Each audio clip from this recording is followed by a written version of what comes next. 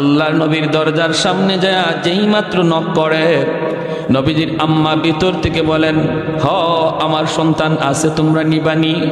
ওই মহিলারা কয়, বাপ আসেনি, বাবা আসেনি। যখনই নবীর মা বলেন, না আমার মোহাম্মদ ইতিম, আমার মোহাম্মদের বাবা নাই, জন্মের আগেই বাবা মারা গেছে। মহিলাগুলি কয়, না না তাহলে নিমো না, পয়সা বেশি মিলবে না, বাপ নাই যা এতিম পোলা টাকা পাইমু কেমনে, না নেওয়া যাবে না, চলে গেছে। আল্লাহর নবীর মা আমেনা তিনি একদম নিরাশ হয়ে গেছেন, এতিম বিদায় বুঝে আমার ছেলেকে কেউ নিবে না। ওইদিকে নবীজির দুধ মা হালিমা সাদিয়া রাদিয়াল্লাহু তাআলা আনহা তিনি তো আসলেন, দরজার পাশে এসে নক করলেন। পিছন থেকে দরজার ভিতর থেকে নবীর মা চোখের পানি মুছেন আর কান্দেন, বলেন, আছে তো আমার সন্তান, কিন্তু কেউ তো নেয় না, কেউ তো নেয় না। হালিমা সাদিয়া বলে, কেন নেয় না?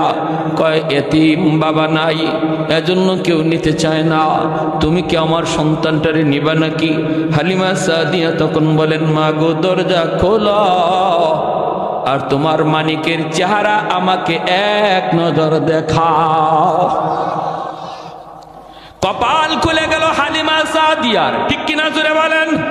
কপাল খুলে গেল। আমার নবীকে কাছে নেওয়ার কারণে কপাল খুলে গেল হালিমার। আর যারা নবীর থেকে দূরে সরে গেল এদের কপাল নষ্ট হয়ে গেল। আজকে আরবের মানুষকে যদি জিজ্ঞেস করা হয় ওই মহিলাগুলি কারা, এদের নাম কি, যারা নবীকে এতিম জানার কারণে নেয় নাই, এরা কারা?